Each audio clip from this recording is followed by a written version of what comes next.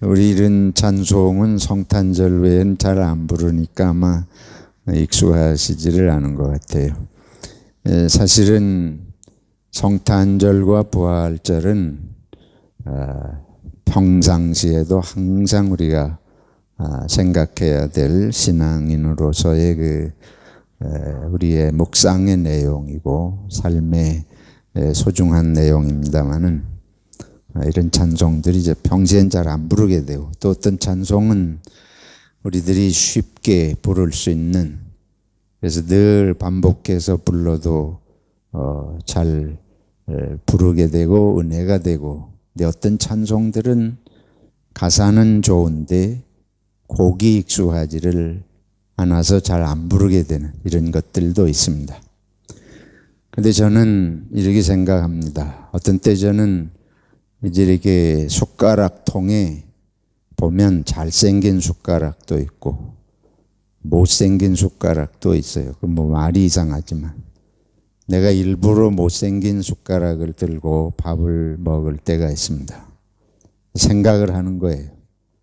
사람들이 항상 잘생긴 거 찾고 익숙한 거 찾고 은혜되는 것만 찾고, 우리가 음식만 편식하는 게 아니고 일상생활 속에 모든 것이 편식된 내 생각에 편중되게 살아가는 것들이 얼마나 많은가.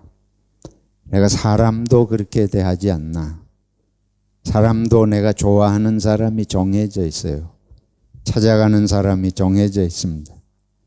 어떤 사람은 보기도 전에 벌써 마음속에서 이렇게 아주 속되게 말하면 제껴놓고 상대하지 않을 사람, 싫은 사람. 우리들이 아주 그런 것에 익숙한, 일부러 그러기보다도 그런 이제 자연스럽게 그렇게 돌아가는 게 있는 것 같은데, 이런 건 저절로는 고쳐지지 않습니다. 신앙생활은 의도적으로 해야 합니다.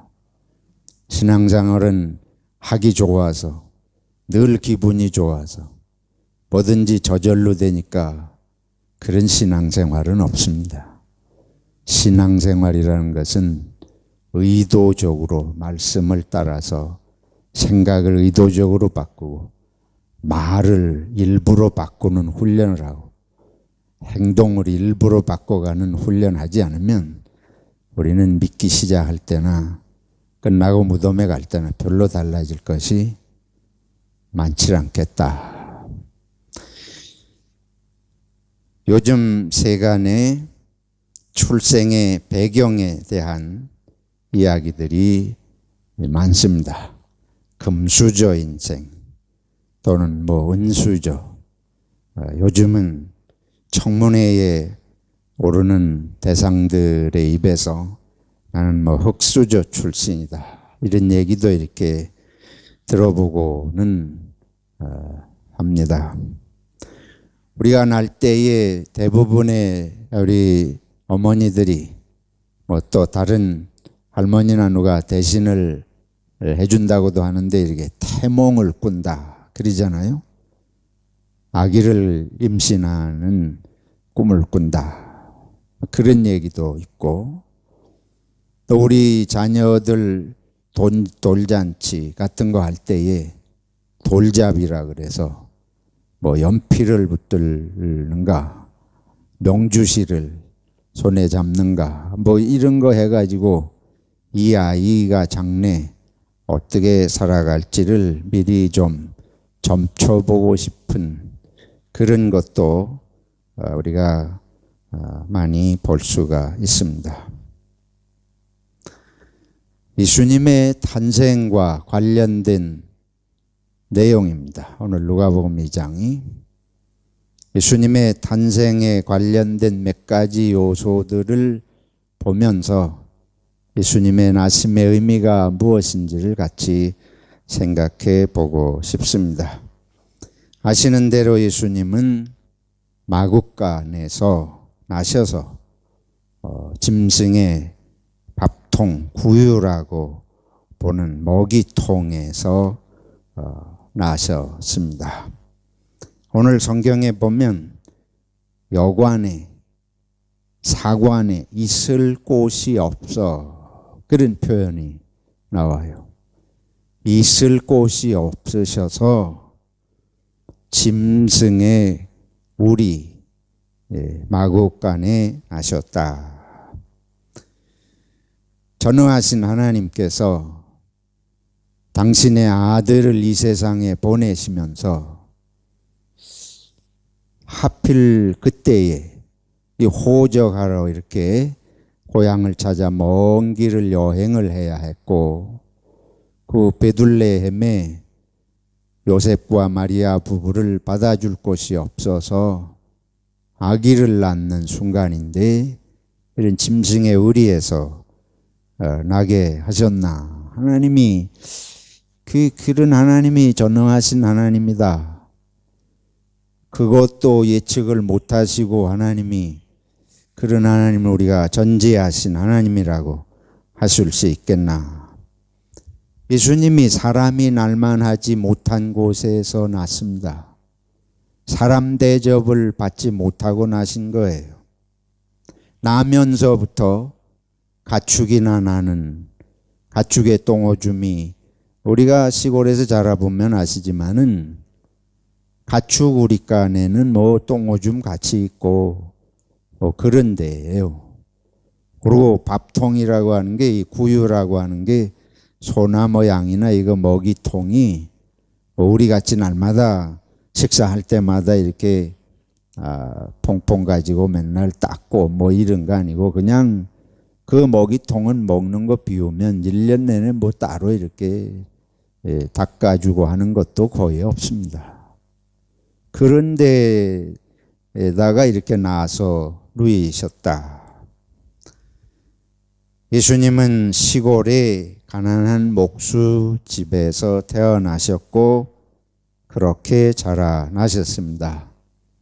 예수님이 나신 갈릴리라고 하는 곳, 자라나신 나사렛이라고 하는 곳, 뭐 나사렛에서 무슨 선한 게 나겠느냐, 이런 속담이 있을 정도로 거기는 이스라엘의 가장 북쪽의 변두리 지역이에요. 소외된 지역입니다.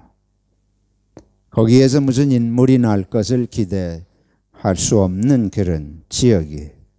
이게 지역으로 보거나 태어난 이런 환경으로 볼 때 예수님은 흙수저도 안 되는 그런 탄생을 하신 걸 볼 수가 있습니다. 예수님께서 왜 이와 같은 상황에서, 그런 배경에서 태어나셨겠는가? 이거는 의도적입니다. 어쩌다 보니까 그렇게 되신 게 아니에요. 하나님이 하신 일인데 그걸 우연이라고 볼 수가 없습니다. 예수님을 이와 같이 나시게 하신 하나님의 뜻은 무엇이겠습니까? 오늘 디도서 2장 11절을 보면 예수님의 나심을 모든 사람에게 구원을 주시는 하나님의 은혜가 나타나셨다. 예수님의 나심은 모든 사람에게 구원을 주시는 하나님의 은혜라. 오늘 읽은 이사야 9장의 말씀에 이렇게 말씀하세요.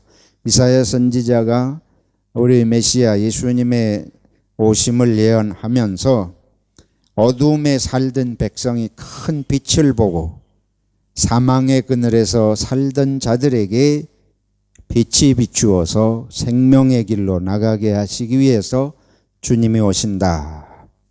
구체적으로는 무겁게 먼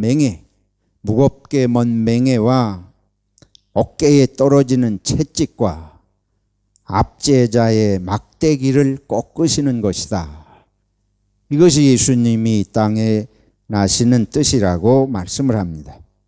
어지럽게 싸우는 군인들의 갑옷과 피 묻은 복장이 다 불살라 없어지는 평화의 메시지가 바로 예수님의 나심 속에 담긴 하나님의 뜻이 옳습니다. 오늘 세계는 전쟁을 위해서, 무기 개발을 하기 위해서, 싸워서 이기기 위해서, 남을 죽이기 위해서 온갖 노력을 기울여요. 아마 무기 개발보다 더 첨단의 과학이 없을 것입니다. 근데 하나님께서 이런 모든 것을 불살라 아무 쓸모없게 하시고자 하신 것이 바로 예수 그리스도의 나심이다. 예수 그리스도의 그런 나심과 이런 상황과 무슨 의미가 있습니까? 여러분, 부자는 가난한 자를 알 수가 없습니다. 높은 사람은 바닥에서 사는 민초 같은 삶의 어려움을 알 길이 없습니다. 한국의 초대 대통령을 지내신 이승만 대통령은 그 시절에 미국에 유학 가서 프린스턴 대학에서 박사학위를 받고 임정을 수립하면서 귀국해서 초대 대통령이 된 분이에요.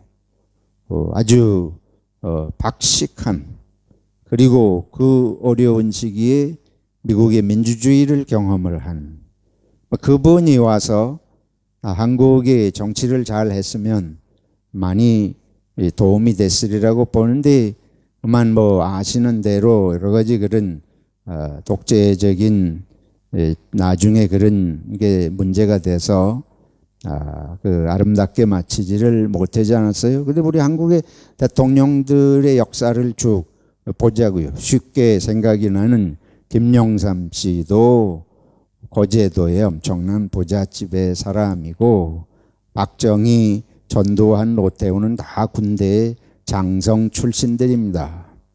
그리고 군대의 힘으로 나라를 장악하고 지배를 한 사람들이고, 이명박 씨 같은 사람도 현대그룹에서 정말 잘 나가던 CEO 그룹에 속한 그런 경험을 가진 사람이고, 박근혜 대통령은 더 말할 게 없어요. 대통령 밑에서 나가지고 평생 손에 물 한 번 안 붙여보고 그런 사람이 대통령 돼서 얼마나 나라가 어지러운지 여러분이 다 보시지 않았습니까? 권력을 가지고 나면서부터 금수저로 태어나고 일생을 그렇게 산 사람들은 세상에 평화를 가져올 수 없습니다. 역사가 그것을 말해요.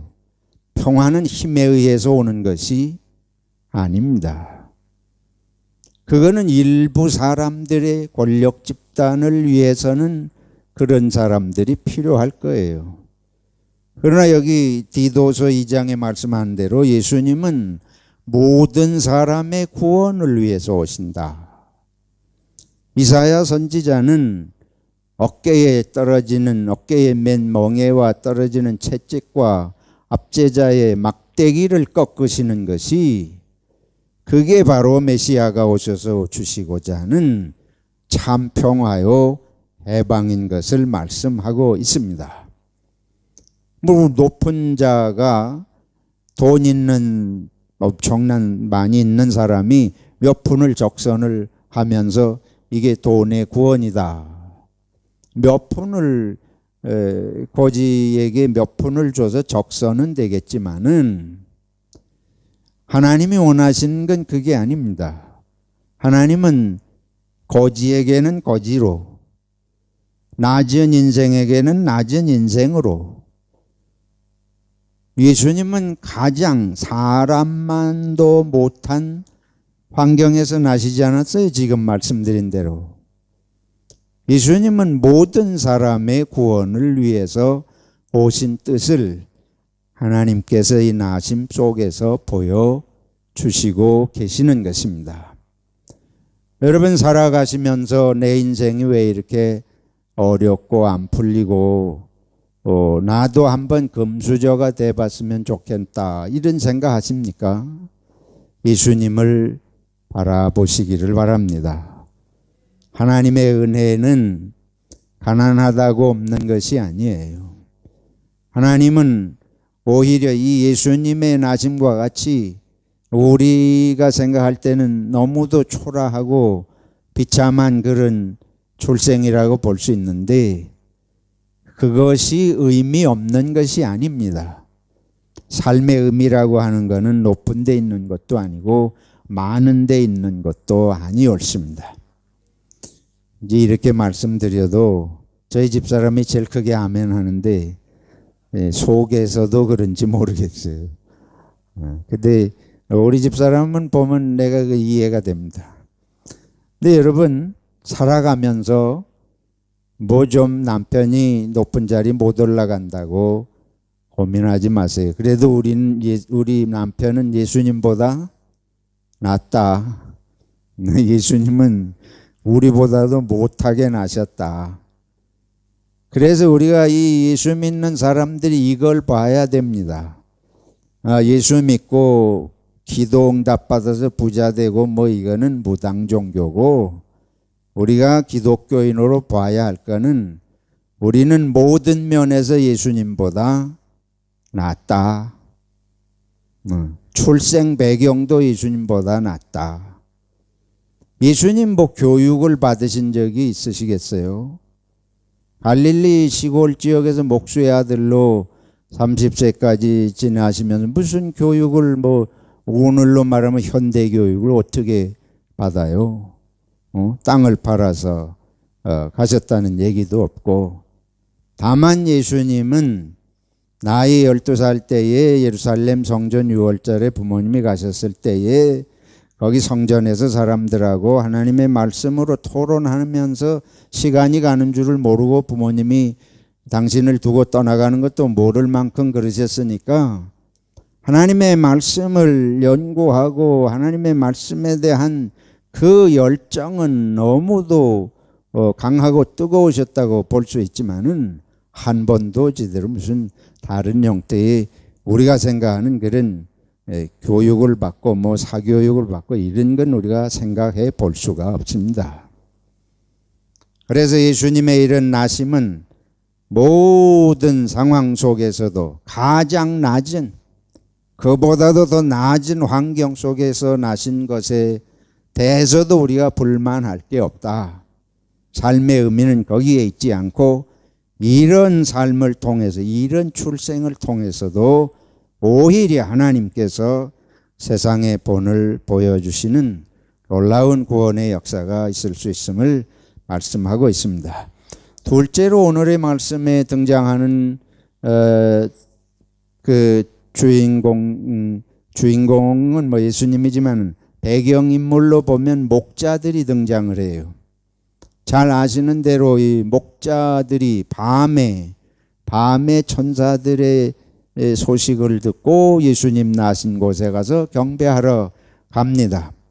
예수님 나신 곳에 누가 뭐 높은 사람이 와서 예수님을 축하하고 환영을 하고 뭐 이런 게 아니잖아요.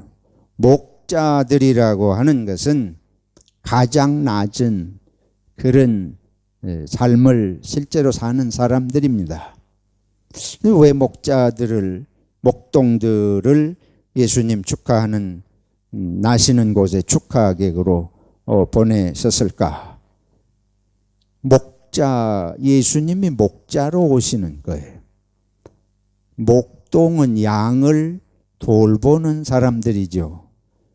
양의 생명을 지키고 양식을 먹을 걸 주고 보호하고 돌보는 게 목동들의 하는 삶의 모든 거죠. 예수님께서는 요한복음 10장인 대로 선한 목자로 이 세상에 오셨습니다. 예수님이 우리의 생명을 구원하시고 지키시고 보호하시고 먹이시고 돌보시는 분으로 오시는 그 뜻에 가장 합당한 사람들은 목자들입니다. 참된 생명의 목자를 양을 돌보는 목동들이 가서 환영하고 경배하는 것은 아주 합당한 것이에요. 이 우리들은 뭐 의미에 합당한 게 문제가 아니고 항상 높고 크고 화려하고 이런 세상에 으뜸가는 대접을 받고 대통령이 와서 뭐 축하 화분을 보내고 이런 하나님께서 그렇게 하시지 않으셨다. 하나님은 무엇이든지 의미 중심으로 일하시는 분이신 줄로 믿습니다. 우리 그리스도인이 된다고 하는 것은 의미 중심에다가 뜻이 없는 길을 가지 않고 뜻이 없는 행동을 하지 않을 수 있는, 거기에 무슨 뜻이 담겨 있는지에다가 생명을, 의미를 가지고 살 수 있는 것이 우리들의 삶이어야 할 줄로 믿습니다. 목자들이 또 예수님을 환영하고 경배한 데는 그들이 가장 낮은 그런 것이에요. 그런데 예를 들어서 임금에게 가서 예수님 나시는데 하늘에서 소리가 들려서 예수님 나시는 데 가가지고 경배하라 가겠어요? 가지도 않겠지만 가도 그 모습을 보고 참으로 경배하겠습니까? 높은 자는 참으로 누구를 경배하지 않습니다. 배운 사람은 남을 존경하지 않습니다. 여러분, 배울수록 머리가 숙는다? 천만의 말씀이에요. 그거는 삶을 모르는 얘기입니다. 제 자신을 놓고 볼지라도 사람은 배우고 많이 경험하고 알수록 교만해져요. 그래서 다른 사람이 다 자기 발 아래에 있는 줄 알게 되는 거예요. 그런 사람들이 예수님 거기 이 저 시골에서 호적하러 올라온 요셉과 마리아가 뭐 세련된 옷을 입었겠어요? 얼굴이 그렇게 반짝반짝 빛이 나겠습니까? 분명히 시골 태양볕에 갈릴리에서 요단강은 이 요르단하고 이스라엘 팔레스타인 땅 가운데 있는 계곡에 있습니다. 이 계곡 깊이 파져 내려간 낮은 계곡지대에 있어서 여름에는 저희가 한번 가보니까 45도 50도까지 올라가요. 그런 지역에서 뭐 시골에서 자라면서 물론 뭐 얼굴에다 무슨 만날 팩을 해가지고 오이 바르고 해가지고 휘어지고 뭐 상상할 수 없잖아요. 초라한 모습으로 올라왔을 게 틀림없고 마구간에 났다 그랬는데 경배하게 되지 않습니다. 여러분, 얼마나 예배를 진심으로 드리십니까? 여러분이 오늘 이 주일 예배에 와가지고 진심으로 하나님께 예배하는 마음으로 내가 경배하고 정말로 찬송할 마음에 얼마나 있으십니까? 가질수록 경배 안 합니다. 예배 안 해요. 지위가 있는 사람 예배 못 합니다. 교회 목사나 장로 되면 예배하기 쉽지 않습니다. 정신 차려야 됩니다. 목자가 예수님 나신 곳에 천사의 음성을 듣고 가서 예수님을 참으로 경배, 하나님은 참으로 경배하는 자를 찾으시는 줄로 믿습니다. 그냥 뭐 모양만 내고 와가지고 오히려 예수님 앞에 거들먹거리고 서서 왕관 쓰고 화로운 옷 입고 예수님 앞에 자기 자랑하려고 나타나는, 그거 하나님이 원하시는 거 아니에요. 저와 여러분들이 주님 앞에 나올 때에 정말로 하나님을 만나고 하나님의 말씀을 듣고 경배하려고 오는 마음, 그게 하나님이 찾으시는 것입니다. 예수님 나실 때에 하나님은 그런 사람이 오기를 원하신 것이지 쓸데없는 마음에 없는 사람 불러 모아서 그건 무슨 의미가 있어요? 더 초라해지고 더 욕되는 거 아닙니까? 우리들의 신앙적인 삶이 무엇을 의미하는지, 기독교 신앙이 무엇을 뜻하는지 목자들이 경배했다. 저는 40여 년 이렇게 목사로 살아오면서 정말 우리가 예배하고 찬송을 정말 마음을 쏟아서 부르고 설교를 하나님의 말씀으로 받는 게 얼마나 어려운가. 이게 배울수록, 신학을 공부할수록 설교에서 은혜 받기가 힘들어요. 그거는 객관적인 사실이에요. 거듭 말씀드리지만 우리들의 삶이 우리를 순수하지 못하게 만들어가요. 예수님께서 제자들을 부르실 때에 갈릴리 호수에서 처음에 제자들 부르실 때의 장면을 생각을 해봅시다. 누가복음 5장에 보면 그 스토리가 나와. 예수님께서 밤이 맞도록 기도하시고 내려오셔서 갈릴리 호숫가에 있는데 아침이에요. 베드로와 제자들이 밤새도록 그물을 던졌는데 고기를 몇 마리나 잡았다. 한 마리도 못 잡았다. 근데 예수님께서 깊은 데 던지라. 그러니까는 배가 두 배가 가득하게 잡혔다. 그게 뭘 말하는 거냐 하면 베드로 여러분이 너무 많이 들으신 이야기들일 겁니다. 베드로 일행이 늘 어부인데 그들이 밤새도록 했는데 못 잡았어요. 근데 예수님이 한 말씀 하시니까 잡혀요. 그거는 뭘 말하는 거 하면 예수님께서 왜 그렇게 하시냐 하면 이 제자들의 경험을 깨뜨리는 것입니다. 당신들이 이 바다에 대해서는 가장 훤하게 알아. 어디쯤에 무슨 물고기 나오고 어디쯤에 던지면 잡히고 다 이제 사사시 알 텐데 지금부터 주님의 나라는 우리의 경험과 우리의 지식과 우리의 전문성을 가지고라도 이거 가지고 하나님 나라 섬길 수 있는 것이 아닙니다. 하나님의 나라는 그거 가지고 섬기려고 덤벼들면 한 마리도 못 잡아요. 하나님의 나라는 하나님의 말씀에 의미를 둬야 할 줄로 믿습니다. 하나님이 하시는 것이 무엇인지를 알고자 해야 이게 세상에 우리가 줄 수 있는 거지. 우리가 교회가 세상보다 경험이 더 많아요. 여기서 지식이 더 많아서 처세술을 더 잘 알려주겠습니까? 처세술 가지고 설교 얼마든지 할 수 있습니다. 1, 2, 3 해가지고 세상은 이렇게 살아야 됩니다. 세상 어떻게 살아야 되는지는 세상 사람이 더 잘 알아요. 교회가 세상에 줄 수 있는 게 없어요. 우리는 하나님의 뜻을 따라서 사는 길이 뭔지를 배우고 알고 그 말씀에 의해서 내 생각이 깨져야 제자의 길을 시작할 수 있는 줄로 믿습니다. 그게 믿음의 길이라는 거예요. 그래서 우리들이 이 세상적인 거 가지고 하면 날마다 실패해. 하나님 앞에서는 하나님께서 목자들을 불러들이신 뜻을 우리들이 그런 뜻에서 생각을 해 볼 수 있겠습니다. 마지막으로 생각할 수 있는 건 천사들이 등장을 합니다. 천사들은 아시다시피 우리 눈에는 보이지 않습니다. 예수님의 나심은 그런 배경도 그러고 거기에 축하객으로 온 목자들도 그런 존재들이고 그러나 중요한 것은 여기에 하나님이 함께 하신다고 하는 사실입니다. 예수님의 탄생은 하나님의 뜻을 따라서 하나님께서 보내신 역사적 사건입니다. 하늘이 알려주시는 소식이에요.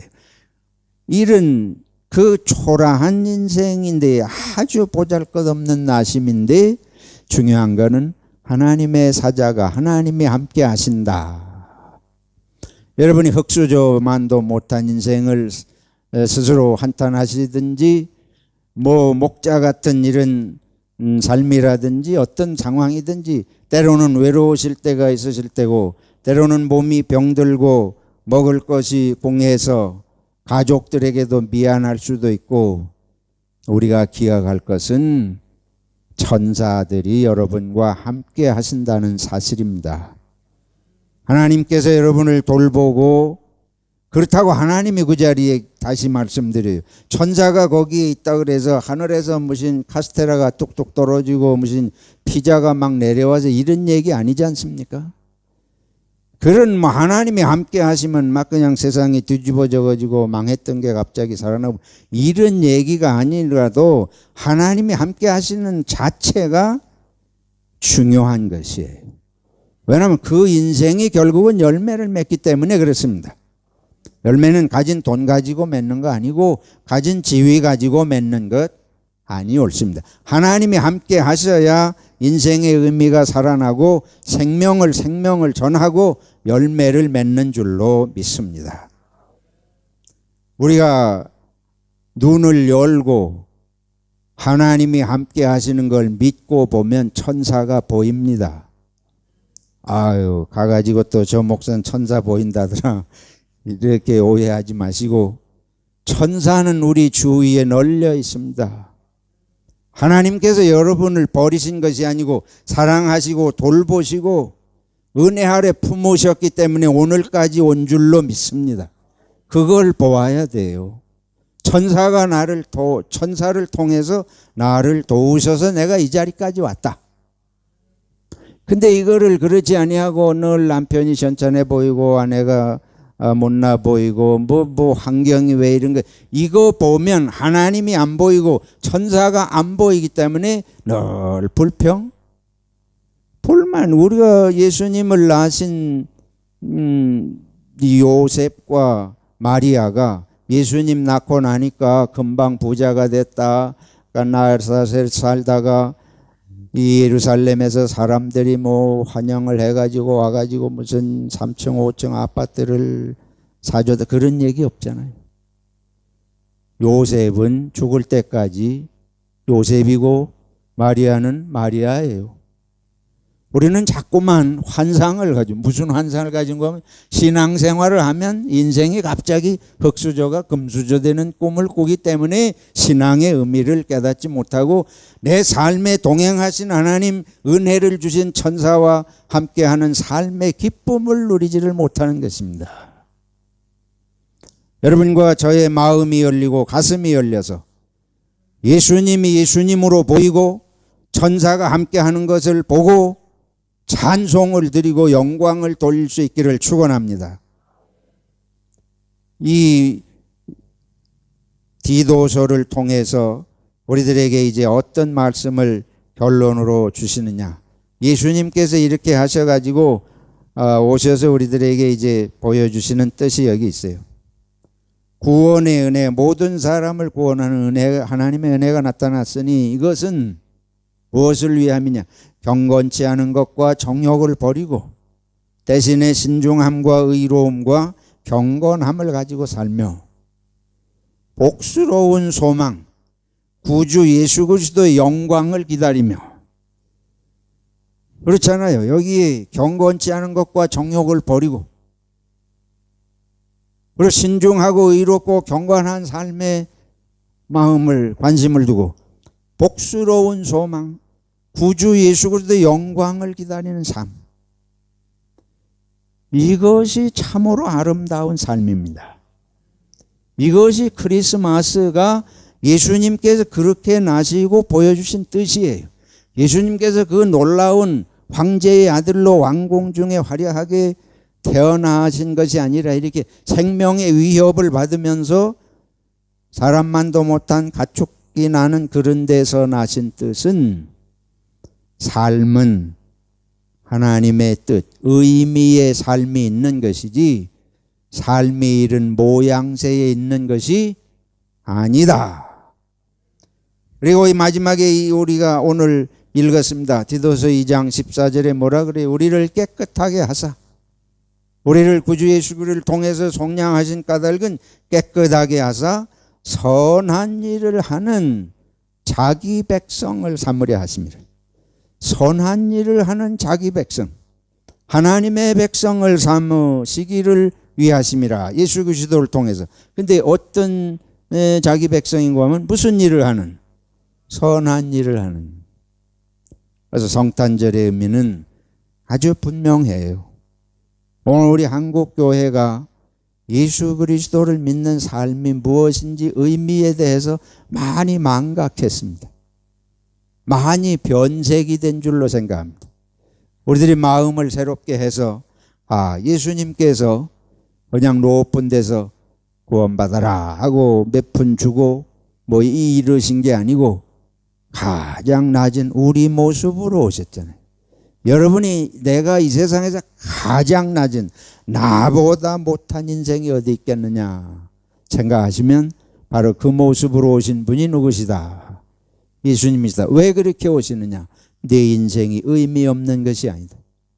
내 인생이 하나님의 손에 있고 하나님이 보내셨고 이 세상에 가장 소중한 의미를 주시기 위해서 너를 보내셨느니라. 우리가 뭐 그렇게 많이 초과 달성하듯이 인생을 조급하게 살라고 할 거 없습니다. 하나님이 인도하시는 대로 살면서 하나님께 영광 돌리고 하나님을 믿는 믿음으로 살다 가면 그게 하나님의 뜻을 드러내는 것입니다. 다시 한번 예수님이 이렇게 오신 거 너무 감사해요. 예수님이 이렇게 오셔서 너무 감사합니다. 모든 사람을 구원하시기를 원하시는 그 안에 나도 분명히 들어가는 줄로 믿습니다. 어떤 특정한 사람을 위한 기독교가 아니고 특정한 사람을 위한 하나님이 아니라 모든 사람을 구원하시기 위한. 나는 하나님이 버리셨나? 내가 이렇게 되는 거 보니까 이거 하나님이 나를 축복하시는 게 아니고 버리신 거 아닌가? 그렇지 않다. 내 아들을 이렇게 보내서 이런 모습으로 보내는 까닭은 내가 너를 사랑하는 것을 알게 하기 위함이고 내가 너를 통해서 일하기 원함인 것을 보여주기 원합니다. 여러분 이것을 믿으시고 이 성탄절에는 용기를 얻으시고 확신을 얻으시고 기쁨을 가지고 하나님께 영광 돌리며 이웃을 돌아보는 절기가 되시기를 축원합니다. 자비로우신 하나님, 우리를 참으로 사랑하시는 것을 믿습니다. 주님 이렇게 오셔서 저희를 주님 참 하나님의 자녀가 되게 해주신 것을 감사를 드립니다. 우리가 성탄절의 깊은 사랑을 다시 한번 새기고 낙심하고 불평하고 원망하던 마음이 눈 녹듯이 사라지게 하여 주시옵소서. 감사와 찬송과 영광의 소식을 주위에 전할 수 있도록 믿음을 더 확실하게 하여 주시옵소서. 예수님의 이름으로 기도하옵나이다. 아멘.